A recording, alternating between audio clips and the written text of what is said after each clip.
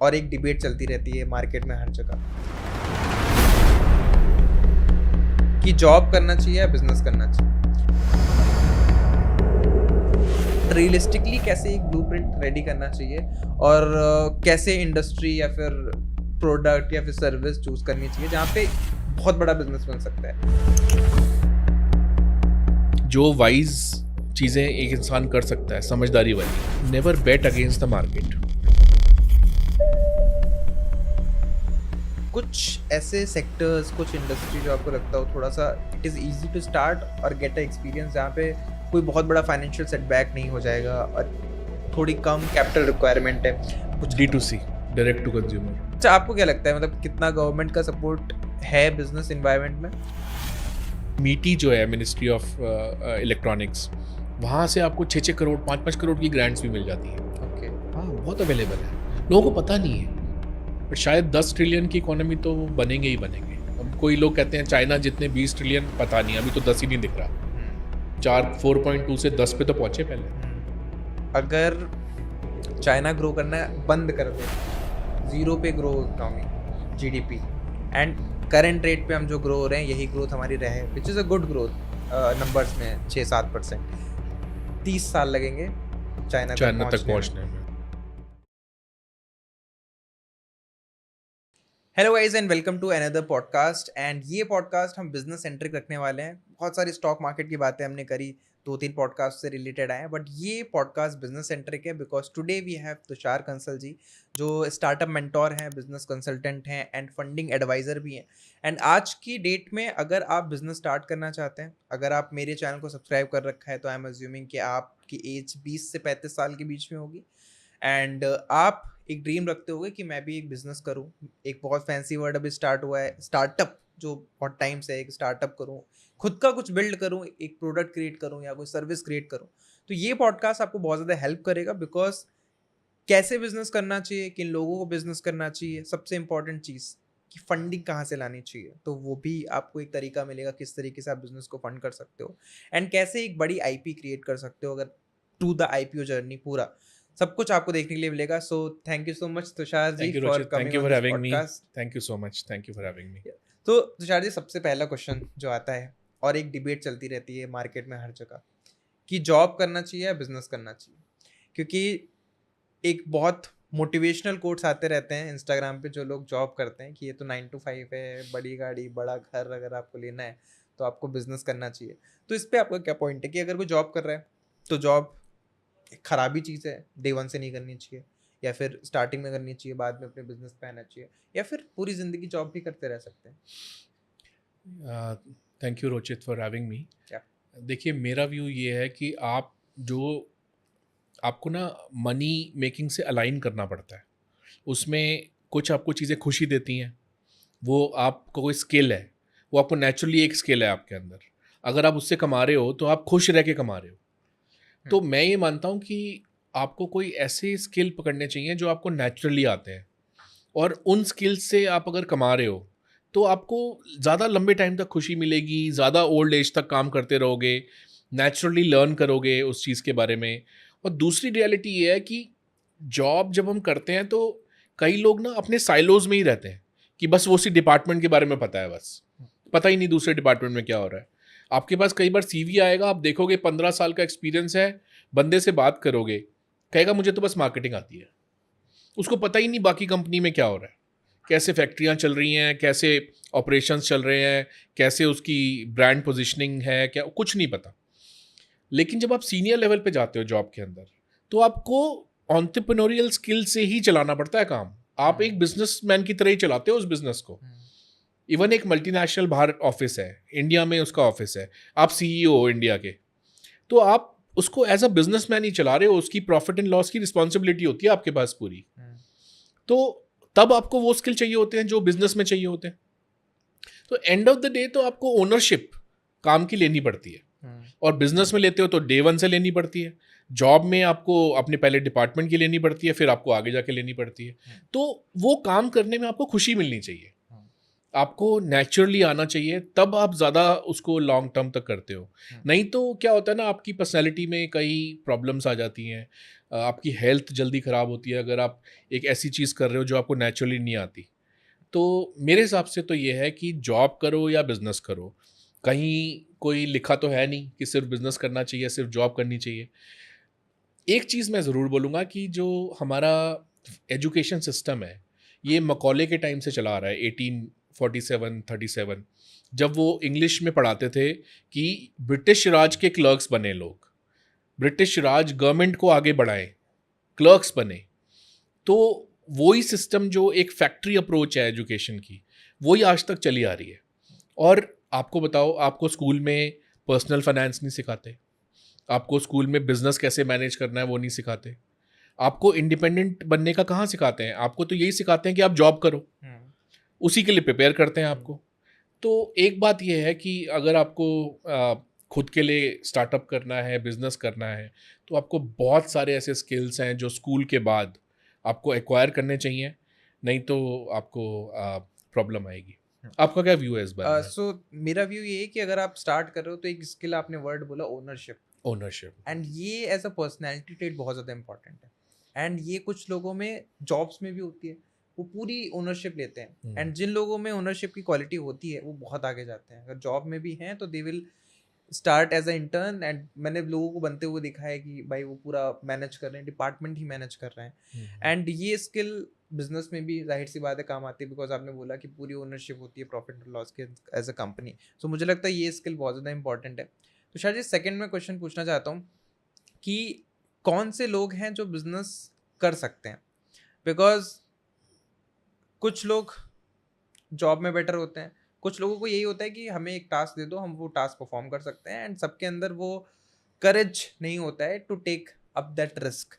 And मैं ऐसा नहीं बोल रहा हूँ सिर्फ करेज की बात होती है, उनकी कुछ रिस्पॉन्सिबिलिटीज़ भी होती हैं जिसकी वजह से वो ऐसे डिसीजंस नहीं ले सकते हैं। मे बी उनकी फैमिली है, मे बी उनके बच्चे हैं जिनकी फ़ीस जानी है नेक्स्ट सैलरी से, या फिर बहुत हैवी ईएमआईज़ हैं, उन्होंने घर लिया है, गाड़ी ली है, तो वो रिस्क नहीं ले सकते।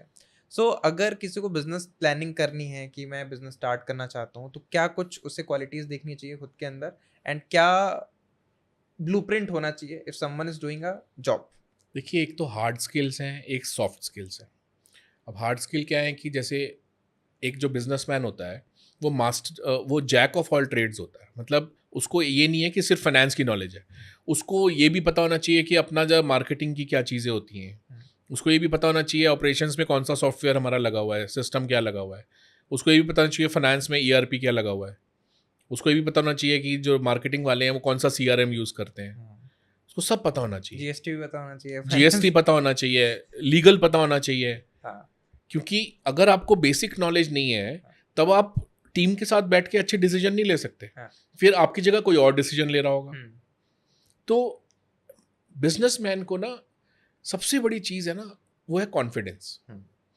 मतलब नॉलेज एक्वायर करना तो एक एटीट्यूड है कि हम करते चलें पूरी ज़िंदगी, और जो लोग आगे बढ़ते हैं वो करते चलते हैं, सीखते चलते हैं, कुछ गलती होती है उससे लर्न करते चलते हैं। लेकिन कॉन्फिडेंस, हार्ड कोर कॉन्फिडेंस कि लॉसेस भी होंगे, ट्रस्ट इश्यूज भी आएंगे, लीगल इश्यूज भी आएंगे, लेकिन हार नहीं माननी। तो सबसे ज़्यादा बिजनेसमैन को चाहिए होता है कॉन्फिडेंस। दूसरा, उसका देने वाला हाथ होना चाहिए। मतलब जब आप जॉब में होते हो तो एक तरफ से आप ले रहे हो, सैलरी ले रहे हो, आपको पर्क्स मिली हुई हैं, तो आप कंपनी से एक्सपेक्ट करते हो कि मेरे को टाइम पे ये मिले, ये फैसिलिटीज़ मिले, मेरे को अगर मुझे किसी मीटिंग पे खर्चा करना है तो उसके लिए क्रेडिट कार्ड कंपनी का मिले। तो आप एक्सपेक्ट करते हो कि एक हाइजीन फैक्टर्स होंगे उस जॉब में, तभी लोग फैंसी ऑफिसेज रखते हैं कि आपको पता है कि कई सारे एम्प्लॉयज़ तो इसलिए आएंगे कि उनको ये बेसिक चीज़ें अच्छी मिली हुई हैं। लेकिन जब आप लीडरशिप करते हो, लीडरशिप की पहली क्वालिटी ये होती है कि आपको ओनरशिप लेनी पड़ती है कि अगर कोई नुकसान होगा या फ़ायदा होगा तो मैं जिम्मेदार हूँ। दूसरी चीज़ लोनलीनेस होती है। जो आदमी टॉप पे बैठा होता है वो हमेशा हर चीज़ में सबको सबके साथ ओपन नहीं हो सकता। उसको अपनी पोजीशन की रिस्पेक्ट रखनी पड़ती है। तो अच्छा, वो परमानेंटली कंपनी के फ़ायदे की चीज़ सोच रहा होता है। अब वो सारी जो डिपार्टमेंट्स हैं जिनको वो हेड कर रहा है, वो किसी के साथ भी एक लाइन क्रॉस नहीं कर सकता रिलेशनशिप की, तो लोनलीनेस बहुत होती है। और कई लोग सालों की एंटरप्रेन्योरशिप करने के बाद इमोशनली स्कार्ड हो जाते हैं। मतलब उनकी जो मेंटालिटी होती है वो ये होती है कि हर कोई खाने को दौड़ रहा है। इंडिया में ज़्यादा प्रॉब्लम है क्योंकि इंडिया में कॉन्ट्रैक्ट इन्फोर्समेंट नहीं है। जो केसेस हैं वो 5 साल, 10 साल, 15 साल, 20 साल चलते हैं, तो लोग आर्बिट्रेशन पे आ जाते हैं। लेकिन आर्बिट्रेशन भी सुप्रीम कोर्ट डिस्करेज कर रहा है आजकल। तो जो पूरा सिस्टम है वो कॉन्ट्रैक्ट इन्फोर्समेंट बहुत मुश्किल हो जाती है, जबकि वो सिंपल चीज़ होनी चाहिए। तो इस वजह से ट्रस्ट इश्यूज बहुत हो जाते हैं और लोग ना बहुत सोच समझ के डिसीजन लेते हैं, डिसीजन मेकिंग स्लो हो जाती है। अब एक कंपनी है, उसके 20 वेंडर हैं, पता चला कि वो 21वां वेंडर बना ही नहीं रहा। वो कह रहा है कि भाई 20 ठीक मिलने में ही 2 साल लग गए, तो मैं तो कैसे ट्रस्ट करूं कि पैसा आएगा भी या नहीं आएगा। लेट आएगा तो मार्केट तो लेट चल ही रही है, 45 डेज की जगह सब 2 महीने, 3 महीने, 6 महीने चल रहा है, लेकिन आएगा भी या नहीं आएगा। अभी हमारे एक जान पहचान वाले हैं, उनकी पेपर ट्रेडिंग का बिजनेस है, 100 करोड़ का टर्नओवर है। अभी पोस्ट डाली उन्होंने लिंक्डइन पे कि मेरठ की एक फैमिली है, उसने 15 कंपनियां खोली हुई हैं अलग अलग नामों से, और वो पेपर ले लेते हैं और पेमेंट करते ही नहीं। आज इस कंपनी के नाम से ले लेंगे, कल उस दूसरी कंपनी के नाम से ले लेंगे। एक ही फैमिली है, वो 15 कंपनीज खोली हुई। अब वो बंदा ट्रेडिंग करता है छोटे से मार्जिन पे, 1%, 1.5%, 2%। मान लो उसकी सीधा 100 करोड़ में से 1-2 करोड़ की पेमेंट मर गई, उसका तो पूरे साल का हो गया। करेक्ट। और वो प्रेशर कौन फेस करेगा? सैलरी तो देनी है, एम्प्लॉय तो मांगेगा, मार्केटिंग भी पैसा मांगेगा, वेयर हाउस की पेमेंट जानी है, इलेक्ट्रिसिटी जानी है। तो जो जो एंटरप्रेन्योरशिप है ना, वो एक बहुत ही नॉलेज ड्रिवन, कॉन्फिडेंस ड्रिवन, लोगों की पहचान अच्छी होनी चाहिए आपको। जब टीम में आप बंदे रखते हो, उनकी पहचान अच्छी होनी चाहिए कि इनमें से कौन लोग हैं जो चाहे इंटेलिजेंस कम है लेकिन ये ट्रस्टवर्दी हैं, ये सेम रिपीटेड काम करने में ये नहीं कि भाग जाते हैं। अच्छा, बिजनेसमैन, जो बिजनेस सबसे बोरिंग होता है वो सबसे सफल बिजनेस होता है। जितना बोरिंग बिजनेस होगा उतना प्रॉफिटेबल होगा। सेम चीज करे जा रहे हो सालों तक। कई लोग, एक रिपोर्ट आई थी, उसने बोला कि 50% से ज्यादा लोग जिन्होंने बिजनेस बंद किया यूएस में, उन्होंने बोला हम बोर हो गए, सेम चीज कर करके बोर हो गए। अच्छा, मतलब 3 साल बिजनेस करा, मजा नहीं आ सेम रहा है चीज क्योंकि वो करे बोर जा हो रहे हैं, गए। सेम चीज करे जा रहे हैं। वही प्रॉफिटेबल था, प्रॉफिट आ रहा था, तो बेच के निकालिए, वहां तो बिक जाता है ना आराम से। हाँ, यहाँ तो इतनी बायर नहीं मिलता हर बिजनेस का, वहां तो लिक्विडिटी है, कोई भी खरीद लेता है। तो इसलिए लोग बेच देते हैं। अब देखो वीआईपी इंडस्ट्रीज का मेजॉरिटी स्टेक बेच रहे हैं पीरा मिल वाले। अच्छा, क्यों बेच रहे हैं? बच्चे करना ही नहीं चाहते वो बिजनेस। अब आपने पूरी जिंदगी लगा के super profitable brand, super profitable business बनाया, अब नई कहानी की बच्चे नहीं संभालना चाहते, तो अब बेच रहा है उसको। तो एंटरप्रेन्योरशिप में ये सब होता है, बट ऐसा नहीं कि जॉब में प्रॉब्लम नहीं होती। जॉब में डिफरेंट टाइप की प्रॉब्लम होती है। कई बार आपका बॉस होता है, आपकी नहीं बन रही उसके साथ, लेकिन उधर तो घर चलाना है, मंथली सैलरी की आदत पड़ जाती है, पहले 6 महीने में पड़ जाती है कि मंथ के एंड में अकाउंट में वो पैसे दिख जाते हैं। तो लोग फिर लगे रहते हैं उसमें कई साल। कई बार तो लोग 5-6 साल 10 साल काम करने के बाद सोचते हैं खुद का करें।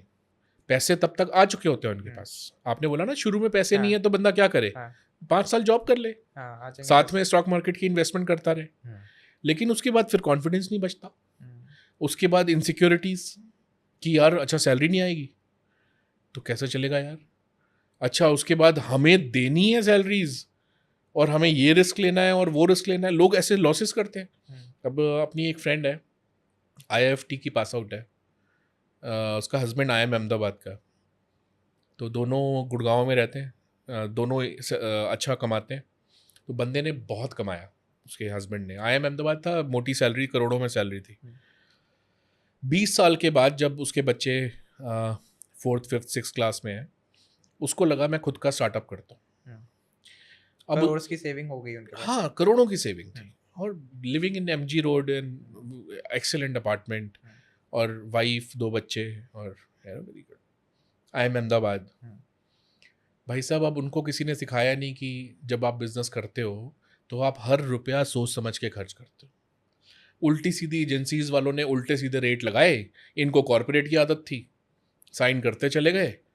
अच्छा, उनको ये भी नहीं सिखाया कि रिस्क एक लेवल तक लिया जाता है, आपका डिफाइंड होता है रिस्क रिटर्न एनालिसिस।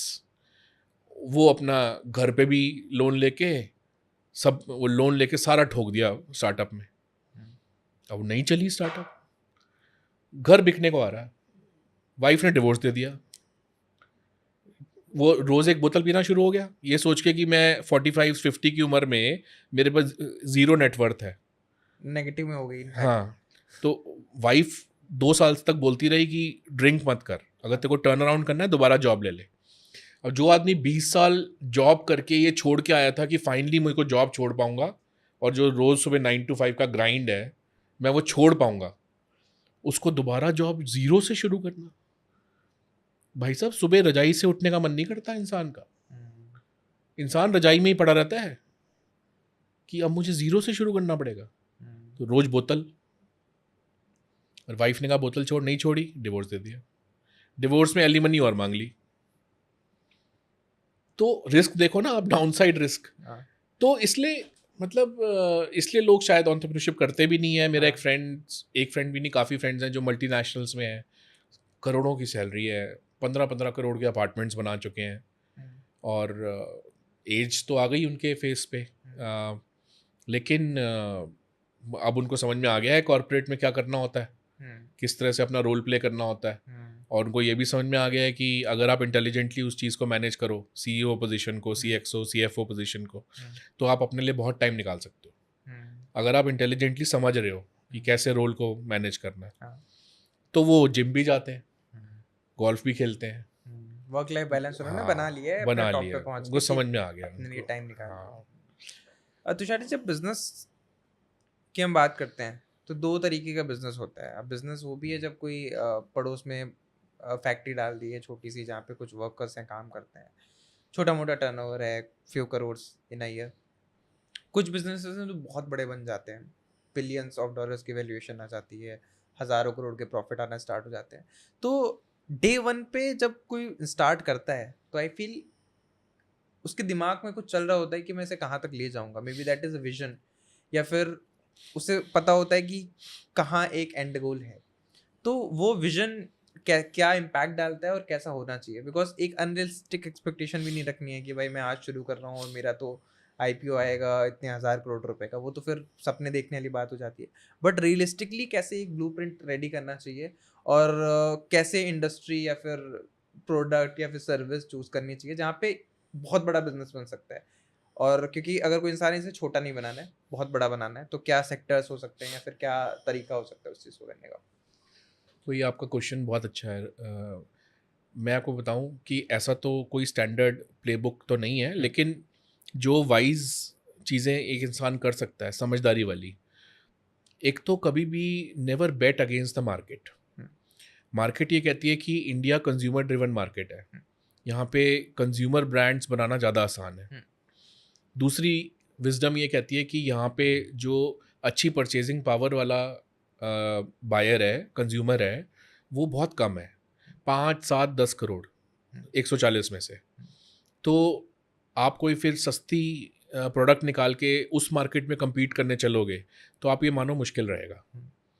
तो आपको वही 5-10 करोड़ को हर कोई चेस क्यों कर रहा है, क्योंकि उसमें बिजनेस बनाना फिर भी आसान है, इंडिया वन शायद कि बोलते हैं। मार्जिन इंडिया वन हाँ। बोलते हैं उसको। तीसरी आप ये मान के चलो, जिस शेप में आपने कंपनी खोला था, जब आपकी वो शेप थी कंपनी की, वो फाइनल एंड तक वैसी शेप में नहीं रहेगी। हो सकता है बीच में 10 बार अपने बिजनेस प्लान बदला हो, आपने प्रोडक्ट बदले हों, आपने कुछ नए प्रोडक्ट ऐड करे हों, या आपने कम्प्लीटली कोविड के बाद 40% बिजनेस बंद हो गए थे, तो वो सब ने चेंज किया, ऑनलाइन में आ गए, तो उसकी शक्ल बदलती रहेगी। इसलिए 1 से 3 साल तक का प्लान करो। 1 साल शॉर्ट टर्म गोल्स, और 2 या 3 साल, बहुत लंबा प्लान मत करो। तीसरा, एक इंडिया में भ्रांति है, मिथ है कि 100% कंपनी अपनी जेब में होनी चाहिए।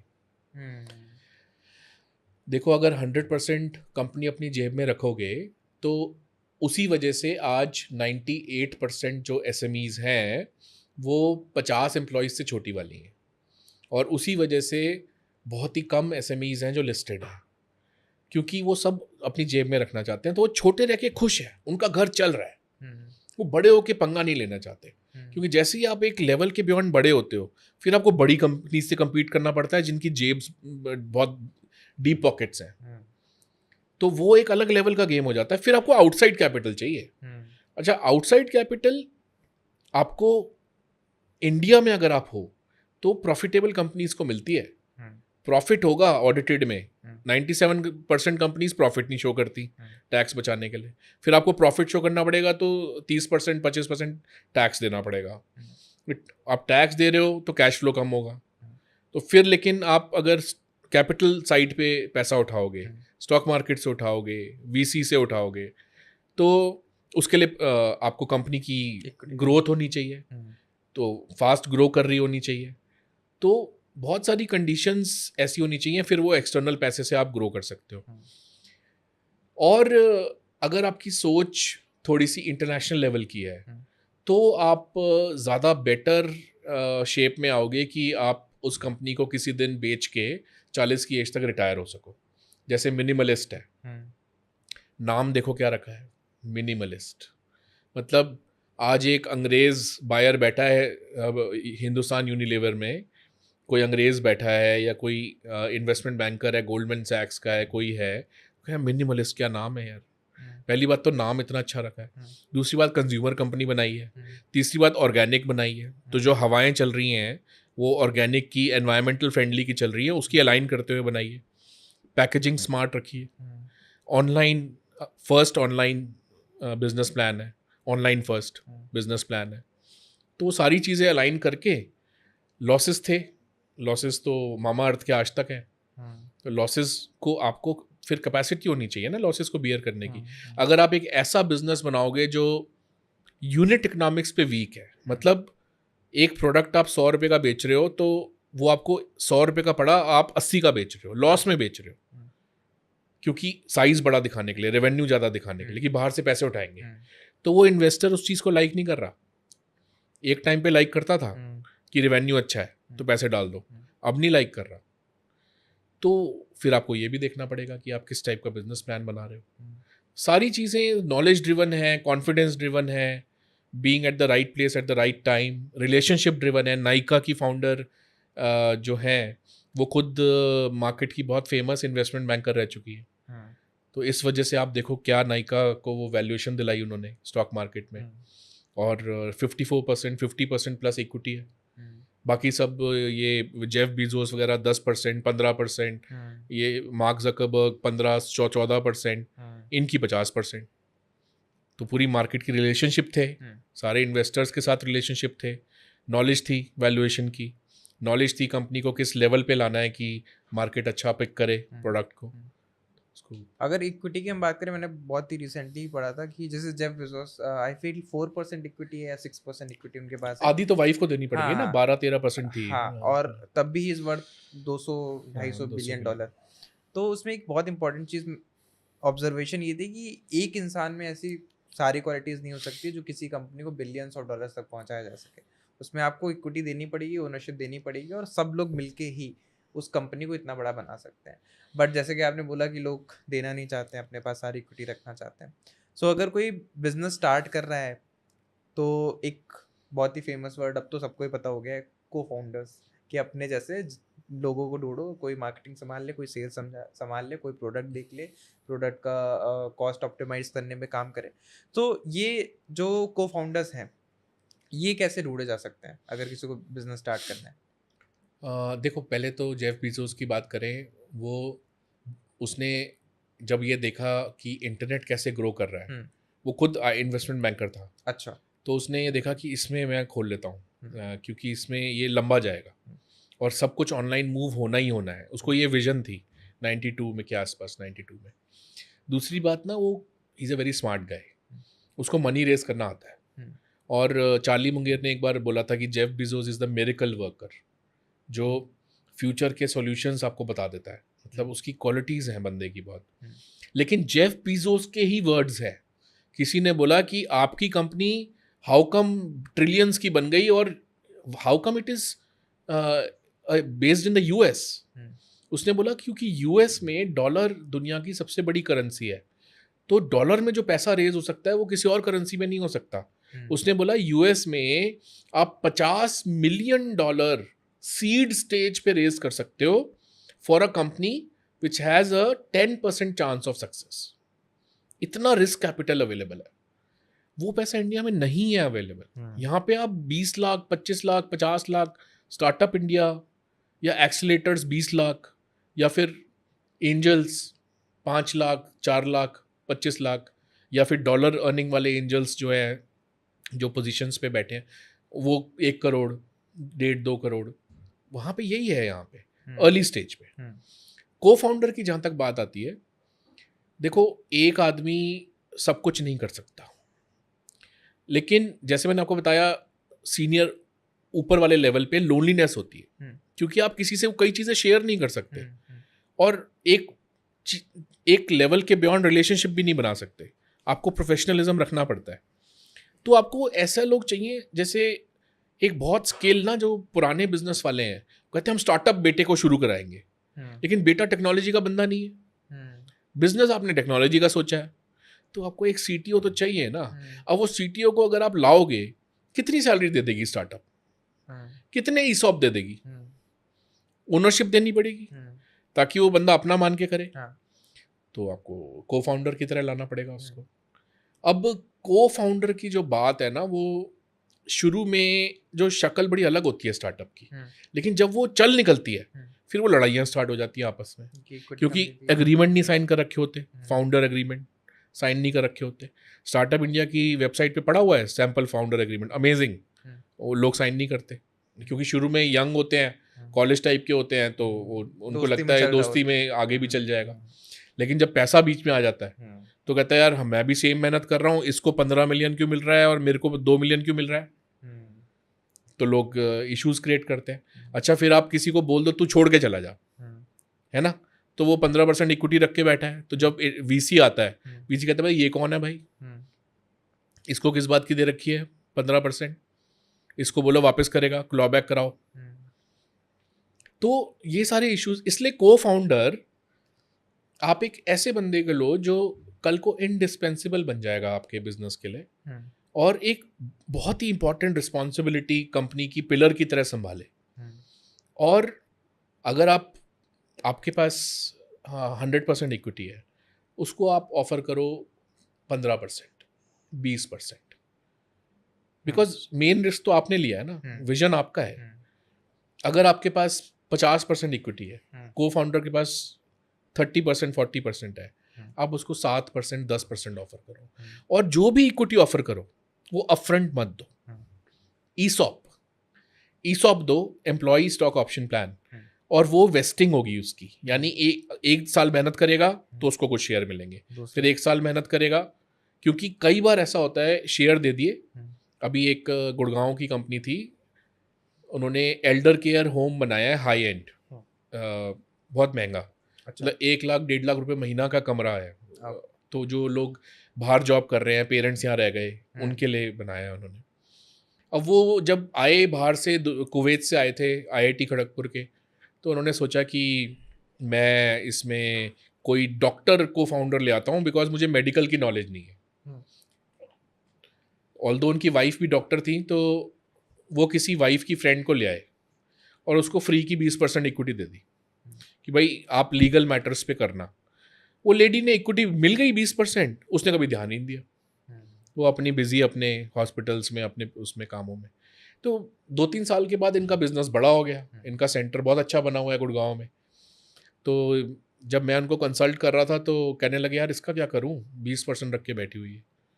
मैंने कहा राइट्स इशू करो, इसको डिसॉल्व कर दो, इसको डाइल्यूट कर दो, राइट्स इशू करो, जिसमें वो सब्सक्राइब ना करे आप कर लो सब्सक्राइब, फिर वो उसे डाइल्यूट करो। अब वो उल्टे सीधे काम करने पड़े। तो इसलिए को फाउंडर का ये है कि he should bring some value to the business. अब एस्ट्रोटॉक देख लो, जो एस्ट्रोटॉक का फाउंडर है, I don't think he is a technology guy, लेकिन उसका यूआई देखो आप, मतलब it is so easy to use और इतना अट्रैक्टिव है वो, मतलब आई लव इट। मतलब आई थिंक वो यूआई की वजह से ही चल रहा है। अब उसने टेक्नोलॉजी को कैसे मैनेज करा, कैसे लोग लाया, वो तो इट्स अ स्किल। अभी जो फ्लाइंग बीस्ट है उनका आपने बिजनेस देखा होगा, तो उसमें अभी गौरव शार्क टैंक तनेजा। वाली कंट्रोवर्सी यही हो गई थी कि जो फाउंडर, जो बंदा मैनेज कर रहा है उसके पास सिर्फ 10% इक्विटी है, बाकी सारी इक्विटी दूसरे लोगों के पास है जो इतना एक्टिवली बिजनेस के अंदर इंगेज नहीं है, एंड इसलिए शार्क्स ने इन्वेस्टमेंट नहीं करा था। तो इस पे आपका क्या पॉइंट ऑफ व्यू है, सही करा था? दुख की बात है ही, मतलब जो आदमी मैनेज कर रहा है। हाँ। आज आप इमेजिन कर सकते हो कि मार्क जकरबर्ग को निकाल दोगे मेटा से? नहीं। नहीं कर सकते ना। तो इस वजह से मार्क जकरबर्ग को जब उसकी बहुत डाइल्यूट हो गई थी, तो उसको डीवीआर शेयर्स अलाउ करे इन्वेस्टर्स ने, डुअल वोटिंग राइट्स। तो शेयर उसके पास कम वैसे है? 13-14% है, लेकिन वो पूरे डिसीजन मेकिंग बोर्ड पे कंट्रोल करता है डीवीआर की वजह से। टाटा कैपिटल का ये इशू है, टाटा सन्स की शेयर होल्डिंग बहुत डाइल्यूट हो गई थी कंपनीज में, तो वो डीवीआर लेके उन्होंने कंट्रोल बढ़ाया अपना। पर it is not an ideal route. लेकिन जैसे ओयो का देख लो, अभी आईपीओ आने वाला है, उन्होंने 10 बिलियन की वैल्यूएशन पे मासायोशी सोन सॉफ्ट बैंक का सपोर्ट लेके, उनकी बैंक्स को गारंटी देके अपने लोन लिया, और लोन से अपने शेयर होल्डिंग बढ़ाई वापस ओयो में। तो क्यों बढ़ानी पड़ी? क्योंकि जब तक वो कंपनी 85,000 1 लाख होटल्स तक पहुंची, ये भाई साहब 15% पे रह गए थे। अब जो बंदा ड्राइव कर रहा है वो अगर 15%, उसका मोटिवेशन ही क्या है? There is no motivation. तो उन्होंने अलाउ किया वो चीज़। तो ये तो है। अब जो लोग नायका टाइप के होते हैं, फाल्गुनी नायर जी, की वो है ही इन्वेस्टमेंट बैंकर, उनको पता है कि कैसे वैल्यूएशंस ड्राइव करनी है, कैसे वो करना है। Otherwise for a regular youngster जो स्टार्टअप कर रहा है, उसके लिए ये तो बहुत ही लर्न करने वाली बात है कि कैसे प्रोटेक्ट करें अपने। इस मामले में स्नैपडील के फाउंडर्स ने काफ़ी एक किया था कि अन अकेडमी के भी, कि जब वो बहुत डाइल्यूट हो रहे होते थे तो वो एक तरह से कंडीशंस रख देते थे अपने इन्वेस्टर्स के आगे कि देखो हम बहुत डाइल्यूट हो रहे हैं, तो आप हमें एक अच्छी वैल्यूएशन पे हमारे कुछ शेयर्स की अच्छी एग्जिट दिलवाना, अलाउ करना, ताकि हमें 100 करोड़ एक बार में मिल जाए, हम कम से कम रिच तो हो जाएंगे, अच्छे घर गाड़ी। तो वो उन्होंने करा अन अकेडमी के केस में, स्नैपडील के केस में। सो तुषार जी, जैसे अब कुछ लोगों को बिजनेस भी करना है, बट एक बहुत बड़ी टेम्पलेट कुछ लोगों में आ चुकी है, विच इज़ की we will do business, we will do startup just to get rich. कि एक आइडिया है जिसपे हमने फंडिंग रेज करी, एक अच्छी वैल्यूएशन पे ले गए, and may be exit company बेच दी जैसे मिनिमलिस्ट ने करा है, एंड या फिर आईपीओ लिया है जहाँ पे एक बड़ा एग्जिट मिल गया, जहाँ पे 100 ऑफ करोड़ का पैसा आ गया और अपना डीएलएफ में जो घर लेने वाला एक कैमेलियाज में फ्लैट ले लिया, वो चीज़ करनी है। तो ये एज अ टेम्पलेट कैसा है? बिकॉज अगर कोई ऐसा इंसान है जिसको ऐसा बिजनेस नहीं बनाना जो वो पूरी जिंदगी करे, 10-20 साल नहीं करना है, उसे बिजनेस क्रिएट करना है, कुछ लोग बहुत सक्सेसफुली कर भी पा रहे हैं, 4 साल इस बिजनेस पे काम करा, बेचा, इस पे करा, बेचा। तो ये टेम्पलेट कैसे वर्क करती है? क्या मतलब कुछ ही इंडस्ट्रीज हैं जिसके अंदर कर सकते हैं? फॉर एग्जांपल मुझे लगता है कंज्यूमर सेंट्रिक बिजनेसेस में बहुत पॉपुलर हुआ है ये अभी, मुझे बाकी सेक्टर्स का नहीं पता। तो ये टेम्पलेट कैसे काम करती है? सर देखो, लेट्स फेस इट, हाँ। आपको 32-35 की उम्र में आपकी स्टार्टअप से 1000 करोड़ की एग्जिट मिल रही हो, तो आप लोगे या नहीं लोगे? देखो, कुणाल शाह ने फ्री चार्ज से $300 मिलियन पे बेचा, फिर वही फ्री चार्ज 1.5 साल बाद वो बेचारे उन्होंने एक्सेस को बेची 40 मिलियन में। वो तो अपना 300 मिलियन पे निकल गया। अब आप सोचो समझदारी थी या नहीं? फॉर कुणाल शाह समझदारी थी, बिल्कुल समझदारी थी। अब वाइट हैट जूनियर, उसने 100 मिलियन की बेची या 120 मिलियन की बेची, बाद में वो बंद हो गई 2 साल बाद। तो वो समझदारी थी फाउंडर के लिए या नहीं? बिल्कुल। खरीदने वाली की तो बेवकूफ़ी थी। हाँ। तो वो तो समझ में आता है, लेकिन उस बंदे के लिए समझदारी थी या नहीं? स्टार्टअप्स की नेचर ना बड़ी, मतलब बहुत रिस्की कंस्ट्रक्ट होता है स्टार्टअप्स का, मतलब they can go down any time. और इस वजह से बहुत सारे फाउंडर्स में ना ऐसी कंपनीज बनाते हैं जिसमें वीसीज को एग्जिट नहीं मिलती। और क्यों नहीं मिलती? क्योंकि स्टार्टअप फाउंडर जैसे ही थोड़ा सा मीडियम टाइप की कंपनी लेवल पे आता है, वो उसको अपने घर की रोजी रोटी बना के और आगे ग्रो नहीं करता, कहता बस मेरा घर चल रहा है, मेरी इक्विटी इसमें 50 से कम हो गई है, मेरा घर चल रहा है, अब मैं इससे आगे नहीं बढ़ाऊंगा। वो बोल देता है इन्वेस्टर को, बंगला गाड़ी बन गई है, घर चल रहा है, अब इससे करूंगा तो रिस्क है कि बहुत ज़्यादा रिस्क लूंगा तो हो सकता है बंद भी हो जाए, तो इस वजह से एग्जिट नहीं मिलती। सेबी की रिसर्च है 72% स्टार्टअप से वीसीज को एग्जिट नहीं मिलती, क्योंकि उतना बड़ा स्केल ही नहीं ले पाते, वो लेके ही नहीं जाते। वो घर बन गया, बंगला बन गया, गाड़ी बन गई, उनकी दुकान दुकान बन जाती है उनकी। तो ये होता है रियलिटी, मार्केट रियलिटी। और कई केसेस में तो ऐसी दुकान बन जाती है जो अभी भी लॉसेस थ्रो कर रही है, तो वीसी भी फंसा होता है उसमें। तो वीसी कहता है यार लॉसेस तो चल ही रहे हैं, या इसको बंद भी नहीं कर सकते, या तो इसका आईपीओ करने की कोशिश करो, या फिर इसको किसी और को टिका दो। वो होता है ना, अपनी टोपी किसी और पे पहना दो। वो चीज़ें ट्राई करते रहते हैं। अब अनअकैडमी में देखो आप, कितना नाम है अनअकैडमी का, हर कोई जानता है अनअकैडमी। लॉसेस देखो यार, भयंकर भयंकर लॉसेस। उन्होंने पूरा कोशिश कर ली, लेकिन प्री रिकॉर्डेड वीडियोस नहीं दिखाते, लाइव करते हैं क्लासेस। सारा खर्चा, वो ट्यूशन टीचर जो 1-1 करोड़ की सैलरी पे रखे हुए थे, वो उनका खर्चा। अब उन्होंने सोचा कि हम एलेंस को बेच देते हैं, कोचिंग वाले को, वो डिस्काउंटेड रेट पे, वो भी नहीं खरीदी उसने। तो ऐसे बिजनेस मॉडल्स का करें क्या? यूएस में चल जाते हैं, इंडिया में नहीं चलते। अच्छा, यूएस में क्यों चल जाते हैं? यूएस की नैस्डैक और न्यूयॉर्क स्टॉक एक्सचेंज की मार्केट पे जो कंपनीज लिस्टेड हैं, डॉलर इतना इजीली अवेलेबल है वहाँ पे, 60% कंपनीज लॉस मेकिंग है, और वो आईपीओ के पैसे से चल रही हैं। वो अपना बिजनेस में प्राइसिंग नहीं बढ़ा सकते, मॉडल ही नहीं है, प्राइसिंग बढ़ाएंगे कस्टमर भाग जाएगा। तो इधर आईपीओ के पैसे से कंपनीज चल रही हैं, बिकॉज वहाँ पे आईपीओ में बहुत मोटा पैसा मिल जाता है, सीड कैपिटल में बहुत मोटा पैसा मिल जाता है, तो वो उन इकोनॉमीज ऑफ स्केल पे चल रही है। इंडिया में भी ऐसी कंपनीज हैं जो लॉस मेकिंग है और स्टॉक मार्केट में लिस्टेड है। एक रिपोर्ट मैंने कहीं पढ़ी थी, 60% इंडियन स्टॉक मार्केट की कंपनीज ये अकाउंट्स फ्रॉड है। मतलब वो एक्चुअल में लॉसेज है, लेकिन वो प्रॉफिट दिखा रही हैं। जब लिस्टेड नहीं होते तो प्रॉफिट्स को लॉसेज दिखाते हैं, लिस्टेड हो जाते हैं तो लॉसेज को प्रॉफिट दिखाते हैं। तो ये बड़े इश्यूज है। और सारा जो फैक्टर ये है कि आप बैलेंस शीट से कितना निकाल रहे हो और पीएनएल में डाल रहे हो, क्योंकि आपके लॉसेज हैं। और अगर पीएनएल में अच्छे प्रॉफिट्स होते हैं तो वो रिजर्व्स एंड सरप्लस में जाते हैं बैलेंस शीट में, वो एक दूसरा केस हो जाता है। तो शायद बिजनेस प्लान में भी ना 2 कैटेगरी के लोग देखे हैं। एक जो ना अपने प्रोडक्ट को लेकर बहुत पैशनेट होते हैं कि ये हमारा प्रोडक्ट है, प्रोडक्ट के बारे में सब कुछ जानते हैं। मुझे लगता है they make money, they make good money. But मैंने कुछ ऐसे लोगों को देखा है जो प्योर बिजनेसमैन है, उन्हें किसी एक प्रोडक्ट के बारे में बहुत नहीं पता है, बट उन्हें बिजनेस के बारे में बहुत पता है कि कब राइट्स इशू करने हैं, कब फाइनेंशियल नॉलेज है, फाइनेंशियल नॉलेज है, किस तरीके से बैलेंस शीट को रखना है, किस तरीके से प्रॉफिट शो करना है, कब क्या चीज़ें करनी है। एंड वो लोग बहुत ज़्यादा आगे जाते हैं कंपेयर टू पर्सन जिसे सिर्फ प्रोडक्ट के बारे में पता है। तो एंड मुझे लगता है ये बहुत ही अच्छा नॉलेज होता है कि कब किस टाइम पे क्या वैल्यूएशन ड्राइव करती है। जैसे आपने नाइका का एग्जांपल दिया, उनके पास ज़्यादा इक्विटी है बिकॉज उन्हें पूरा नॉलेज गेम रिलेशनशिप थे। सो ये जो सेकंड पर्सन बनना होता है, बिकॉज ये स्कूल में तो नहीं सिखाते कि कब राइट्स इशू करने होते हैं, आपको कोई कोर्स वगैरह में ऐसा नहीं आता है। ये मुझे लगता है बिजनेस करते करते ही आता होगा, एंड एक खुद के अंदर मोटिवेशन होता होगा कि let's see how it works.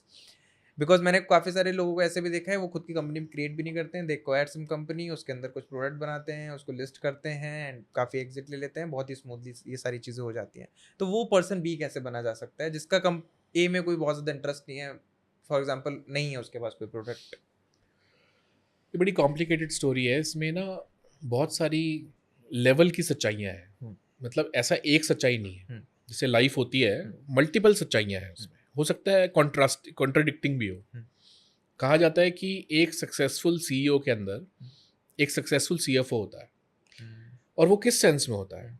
इस सेंस में नहीं कि उसको सिर्फ अकाउंटिंग आती है, अकाउंटिंग हो सकता है उसको कुछ आती हो, पर उसको कैश फ्लो पता होता है। मेरी कंपनी में कहाँ से पैसा आ रहा है, कहाँ जा रहा है, मेरे को उसको चलाए रखने के लिए कितना चाहिए होता है, उसको वो माइंड में वो फिगर्स होती है, कैश फ्लो। वीसी भी अगर पैसे डालता है ना, हर महीने का कैश फ्लो जरूर देखता है कि एक्चुअल क्या चल रहा है, तो एक तो वो है। दूसरा, ये कोई ज़रूरी नहीं है कि जो फाउंडर है उसको एक्चुअल में पूरी फाइनेंशियल पे शिफ्ट करना पड़ता है, शिफ्ट नहीं करना पड़ता। End of the day jack of all trades ही रहना पड़ता है आदमी को। एग्जाम्पल सबसे famous, Elon Musk, he is a mad man, मतलब he is a technology geek है वो। तो उसको अपनी मार्केट का, अपने बिजनेस का डीप नॉलेज है, और बिकॉज वो ऐसे ऐसे काम कर गया, स्पेसएक्स का जो चीफ साइंटिस्ट है जिसने वो रॉकेट लाके बिठाया था हुक के ऊपर, वो इंडियन है। टेस्ला का सीएफओ तनेजा, पता है क्या सैलरी ऑफर करी है उसको अभी एलॉन ने? क्योंकि वो सीएफओ है, उसको ऐसा सीएफओ ही चाहिए। हंड्रेड्स ऑफ करोड़ होगा minimum। पूछो मत। तो उसको बंदे मैनेज करना आता है, हाँ। उसको पता है मेरे को टैलेंट कैसे अट्रैक्ट करना है, उसको पता है कंपनी के बारे में अच्छी तरह पता है, मेरी कंपनी क्या करती है, कैसे करती है। और बिकॉज ही इज़ सारी चीज़ों की थोड़ी थोड़ी नॉलेज है, लेकिन पीपल मैनेजमेंट भी है, और मार्केटिंग का वो कैसे मीडिया को प्ले करता है, तो वो उस पर चल रहा है। पर फाइनेंस की नॉलेज के बिना अगर आप सोचो कि आप एक बाहर से पैसा उठा के किसी लेवल पे, उसके बिना नहीं पहुंच सकते। नॉलेज अच्छी चाहिए, लेकिन एंड ऑफ द डे आपको कस्टमर आपकी जेब में होना चाहिए। मतलब आपको कस्टमर की रिक्वायरमेंट पता होनी चाहिए, जिसको जेफ बीजोस बोलता है कस्टमर, जेफ बीजोस क्या बोलता है, ऑब्सेसिवनेस, कस्टमर ऑब्सेशन। तो आपको कस्टमर का पता होना चाहिए कि आपको कस्टमर, अगर आप उसको वो चीज़ प्रोवाइड कर रहे हो जो वो चाहता है, सस्ते में, उसके घर पे, on time, same quality everywhere, तो आपकी कहानी लंबी चलेगी, नहीं तो नहीं चलेगी। तो शायद अभी तो काफ़ी हमने बिजनेस की बातें कर ली, कुछ ऐसे सेक्टर्स, कुछ इंडस्ट्री जो आपको लगता हो थोड़ा सा it is easy to start और गेट अ एक्सपीरियंस, जहाँ पे कोई बहुत बड़ा फाइनेंशियल सेटबैक नहीं हो जाएगा और थोड़ी कम कैपिटल रिक्वायरमेंट है। मैं इस पर्सपेक्टिव से नहीं बोल रहा हूँ कि बहुत बड़ा ही बिजनेस बनाना है, बट अगर किसी कोई बेसिक क्वालिटी सीखनी हो, लोगों को कैसे मैनेज करते हैं, लोगों की समझ कैसे होनी चाहिए, ऑपरेशंस कैसे मैनेज होते हैं at a small scale, and तो वो कौन सी चीज़ें हैं जहाँ पे इंसान सीख सकता है करके, जहाँ पे बहुत बड़ा सेटबैक नहीं है कि मतलब सब कुछ खत्म हो D2C, डायरेक्ट टू कंज्यूमर। गया। ओके। देखो, आपने मिनिमलिस्ट टाइप की कोई चीज़ खोलनी है, ऑर्गेनिक आपको चाहिए, वाइट लेबलिंग चलती है, आप किसी भी फैक्ट्री से बनवा सकते हो। ठीक है, मतलब मामा अर्थ का जो प्रोडक्ट है, हाँ, मुझे किसी भी फैक्ट्री से बनवा लो, अपना ब्रांड के जो एट्रीब्यूट्स हैं हाँ, वो अच्छी तरह डेवलप करो, बहुत क्लियर लोगो, हाँ, बहुत क्लियर गाइडलाइंस, उसके कलर आइडेंटिफाई करो ब्रांड का, मतलब आउटर लुक बहुत परफेक्ट होनी चाहिए। लेकिन अगर आपको अच्छी क्वालिटी का प्रोडक्ट चाहिए तो ऐसी फैक्ट्रीज हैं जो आपको बेस्ट क्वालिटी बना के दे देती हैं। आपको खुद फैक्ट्री खोलने की जरूरत नहीं है, मुझे कहीं से जड़ी बूटी नहीं लानी पड़ेगी तोड़ कहीं के से कि कुछ भाई नहीं ये लाना, डालो, आपको कुछ आप नहीं सारे लाना। प्रोडक्ट्स मुझे मिल जाएंगे मैं बस। एक एग्जांपल देता हूँ हाँ, आपको। पेप्सी के यूरोप के डायरेक्टर थे, मेरे क्लाइंट थे, very genial guy, very well educated, IIM Calcutta, और उनकी वाइफ और वो यूरोप में ही रहते थे। तो उनकी वाइफ ने ना इकोसर्ट कॉस्मोस एक सर्टिफिकेशन है कि वो प्रोडक्ट कितना ऑर्गेनिक है, वो यूरोप में मिलती है। तो उनकी वाइफ ने वो कोर्स कर लिया, और वो कोर्स करने के बाद फार्मूला बना लिया, क्रीम का फार्मूला बनाया। तो जब वो रिटायर होकर इंडिया आए तो उन्होंने सोचा कि मैं अपना खुद का ऑर्गेनिक प्रोडक्ट खोलता हूँ। तो वो फार्मूलाज थे उनके पास, उनको इंडिया में फैक्ट्री मिल गई जिसने वो ऑर्गेनिक बना दिया उस फार्मूले के हिसाब से, और इकोसर्ट कॉस्मोस ने सर्टिफिकेशन दे दिया। तो उनको खुद फैक्ट्री खोलने की ज़रूरत नहीं पड़ी, MOQ करना पड़ा, मिनिमम ऑर्डर क्वांटिटी, वो करा उन्होंने। उसके बाद सिंस वो पेप्सिको के बाद 2 साल एक ब्यूटी प्रोडक्ट्स कंपनी के CEO भी थे, तो उनके डिस्ट्रीब्यूटर्स के रिलेशनशिप सब थे। उन्होंने अपना प्रोडक्ट वहाँ से मंगवा के करना शुरू कर दिया। वर्किंग कैपिटल का इशू रहता था, उसके लिए उन्होंने एक CA था जो बॉलीवुड सेलिब्रिटीज़ के पैसे रखता था, अक्षय कुमार, उस CA के थ्रू पैसे डलवा लिए, और D2C पे फोकस किया कि हमें या तो डिस्ट्रीब्यूटर के थ्रू काम करना है या हमें वेबसाइट के थ्रू बेचना है। अब वेबसाइट के अंदर 2 ऑप्शंस हैं, या तो अमेज़ॉन, नाइका, फ्लिपकार्ट, मिंत्रा, किसी प्लेटफॉर्म पे बेचो। या आजकल तो ब्लिंकिट और इन सब पे भी पता नहीं क्या क्या बिक रहा है, या फिर मीशो, सस्ते वाला, उस पे दूसरी ऑप्शन है कि आप खुद की वेबसाइट पे, लेकिन खुद की वेबसाइट पे जिसको असली D2C कहते हैं, डायरेक्ट टू कंज्यूमर, जो अपनी वेबसाइट से बेचते हो, the winning factor is not logistics, not warehouse. Warehouse तो मिल जाएगा आपको, आप किसी अच्छी लोकेशन पे लाल डोरा टाइप की किसी पीछे छुपी हुई जगह पे खोल लोगे सस्ता, वो कोई इशू नहीं है। किराए पे भी मिल जाएगा आपको आराम से, बने बनाए मिल जाएंगे, एयरपोर्ट के पास मिल जाएंगे। मेन चीज़ जो एक कंपनी को दूसरी कंपनी से डिफ्रेंशिएट करती है वो है डिजिटल मार्केटिंग का खर्चा, कि आपका कस्टमर एक्विजिशन कॉस्ट कितना है, आपका LTV कितना है, लाइफ टाइम वैल्यू कितना है। वो जो लोग Facebook, Meta, Insta, YouTube, Google ads, जो लोग एक्स्ट्राऑर्डिनरीली बर्न करते हैं इस पे, वो compete नहीं कर सकते। You have to be intelligent about it. Influencer marketing, celebrity marketing, content marketing, less performance marketing. वो आपको देखना पड़ेगा कि आप अपने ऑनलाइन खर्चे को कैसे मैनेज करो, बिकॉज इंटरनेट को खरीद रखा है गूगल ने और मेटा ने। मतलब उनकी मर्जी के बिना पता नहीं आप मतलब the decision to spend what kind of money depends on Google and Meta. कब वो आपका CPL बढ़ा दें, क्या करते हैं क्या नहीं करते, उनके अपने हिसाब से ही उनका पूरा चलता है। लेकिन अब जो AI आ गया, आपको पता है आप ChatGPT पे भी अपना प्रेजेंस बना सकते हो। अगर आप अपने इंटेलिजेंट तरह से वेबसाइट्स, डिफरेंट वेबसाइट्स पे अपने मेंशंस डालो तो ChatGPT उनसे पिक करता है, तो आप उस पर भी अपना बना सकते हो। और आजकल सर्च गूगल से काफ़ी शिफ्ट हो रही है टुवर्ड्स ChatGPT, तो दैट्स अ न्यू विंडो ये है। और कैटेगरी बहुत अच्छी तरह चूज़ करो। तो ये नहीं कि मैंने अभी हमारे एक क्लाइंट का बेटा है, उसने शुरू में मेरे क्लाइंट ने बोला कि बेटा तो 10 लाख रुपए लेके D2C शुरू कर ले। अब वो 5 कैटेगरीज में घुसा हुआ है। अरे 10 लाख से स्टार्ट हो सकता है D2C, छोटा क्वांटिटी, मतलब ऑर्गेनिक प्रोडक्ट, हाई मार्जिन, 100 की चीज़ 300 में, उस टाइप से कुछ ट्राई कर रहा है वो। तो जो इन्वेस्टर आया उसके पास 50 लाख रुपए दे के, उसने पहले बोला बेटा ये पहले तो 5 कैटेगरी नहीं चलेंगी, पिक 1 कैटेगरी, और उस कैटेगरी के ज़्यादा वो रखो, SKUs रखो, ज़्यादा वेराइटीज़ रखो, उसमें एक ही कैटेगरी बेचो।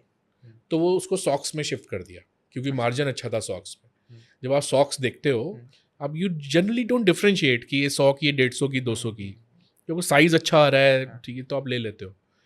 तो इस टाइप से आपको कैटेगरी चूज़ करनी है, डिजिटल मार्केटिंग कंट्रोल करनी है। आप थर्ड पार्टी पे बेचोगे या खुद की वेबसाइट पे बेचोगे, वो डिसीजन मेकिंग है। फिर लॉजिस्टिक्स तो स्टैंडर्डाइज्ड है, पर वेयर हाउसिंग आपको कहाँ रखते हो आप, ये सारी चीज़ें।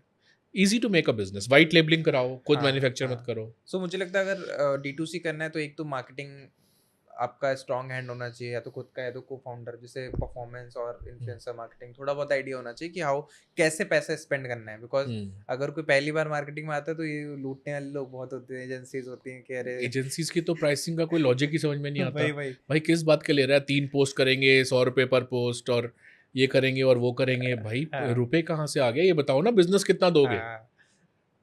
तो वो डिफाइन करना बहुत मुश्किल हो जाता है। थोड़ा सा ये ऐसा होना चाहिए कि लूट ना ले मार्केटिंग के टाइम पे, क्योंकि परफॉर्मेंस की बहुत सारी एजेंसी होती हैं, कुछ भी कॉस्टिंग होती है, उनका बस ये होता है पैसा उड़ाना है हमें, कोई फर्क नहीं पड़ता क्या कॉस्ट CPL आ रहा है, कुछ भी आ रहा है, आपको रिजल्ट मिलेगा। पर जो अच्छी एजेंसी होती है ना, वो ROAS अच्छा दिलाती है, रिटर्न ऑन एड स्पेंड। तो कहती है हम करेंगे स्पॉन्सर्ड इंस्टा पे, इंस्टा इज द फेवरेट, क्योंकि उस पर 45 करोड़ इंडियंस हैं और वो विजुअल मीडियम है, हर कोई उस पर वीडियोज और फोटोज के लिए बैठा है।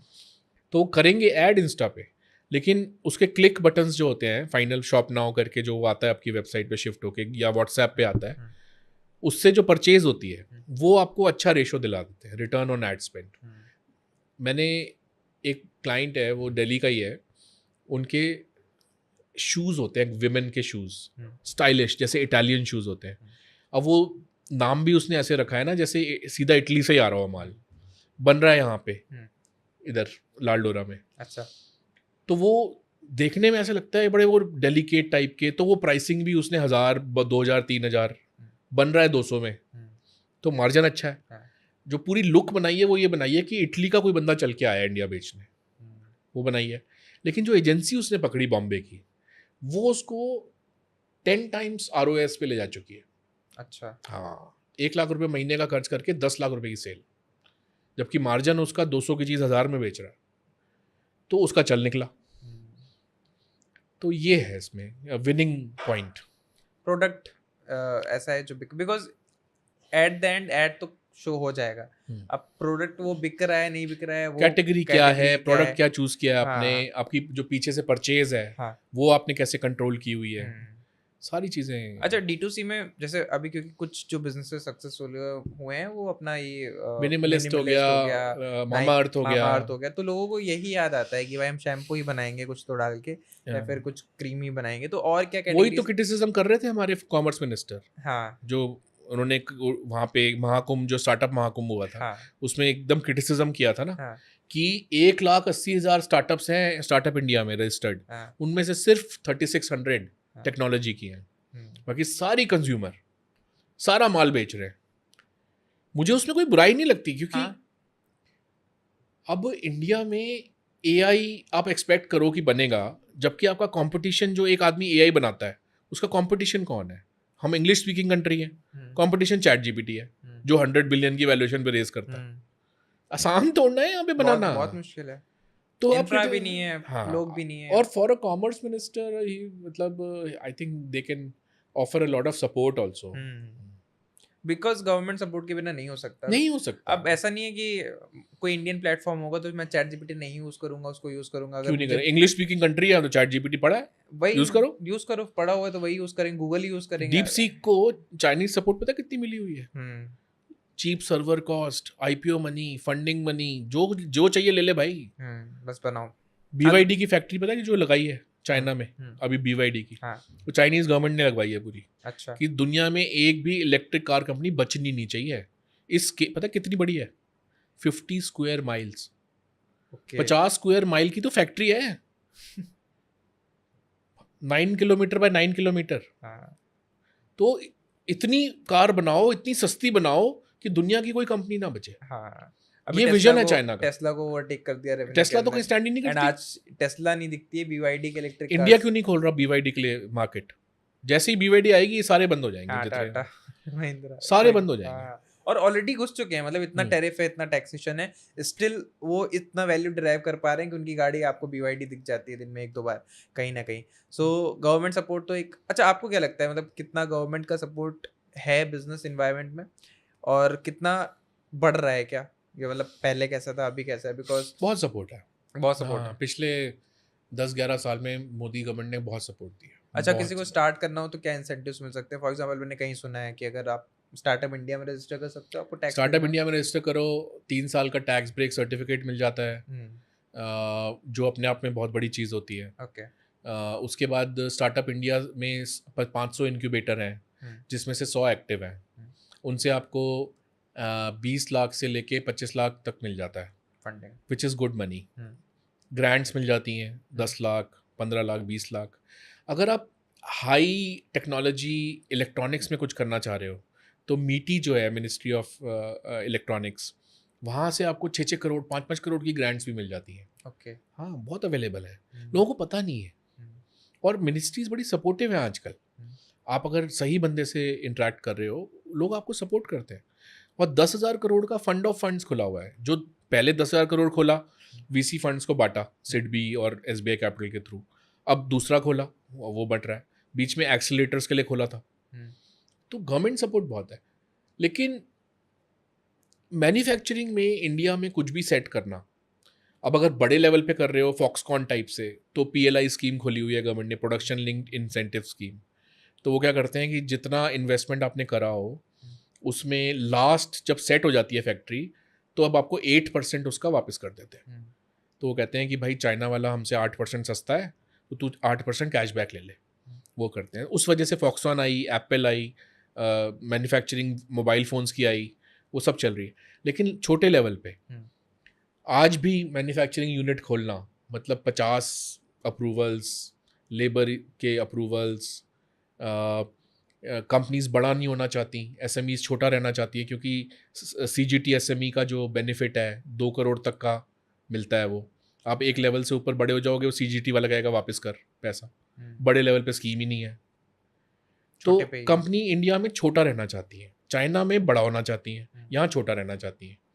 तो चाइना में 14,000 लिटिल जाइंट्स हैं।